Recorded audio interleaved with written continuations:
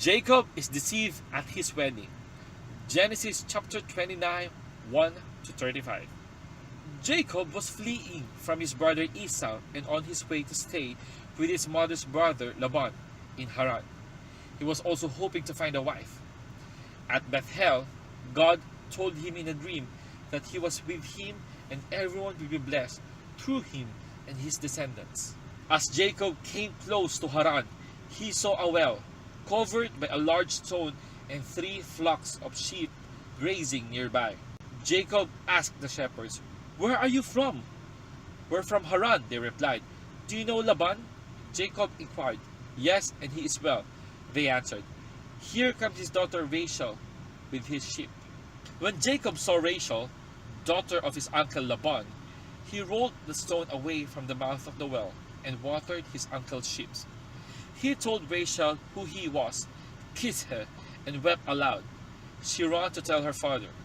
Laban invited Jacob to stay with them. A month later, Laban said, "Just because you are a relative of mine, you should not work for me without pay. Tell me what your wages should be." Laban had 2 daughters. The elder was Leah, and the younger was Rachel. Jacob was in love with Rachel and said, "I'll work for you 7 years in return for your younger daughter Rachel." So Jacob served 7 years to get Rachel, but they seemed like only a few days to him because of his love for her. At the end of the 7 years, Laban held a wedding feast, but Laban gave Leah and not Rachel to Jacob as his bride. It was not until the next morning that Jacob discovered he had married Leah and not Rachel. Furious, Jacob confronted Laban. "What is this you have done to me? I served you for Rachel, didn't I? Why have you deceived me?"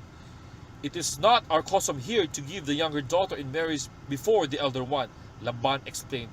"But I will allow you to marry Rachel in return for another 7 years' work." Jacob agreed. A week later, Rachel became his wife also. Jacob worked another 7 years for Laban. When the Lord saw Leah was not loved by Jacob, he gave her 4 boys, Reuben, Simeon, Levi, and Judah. Rachel, however, remained childless.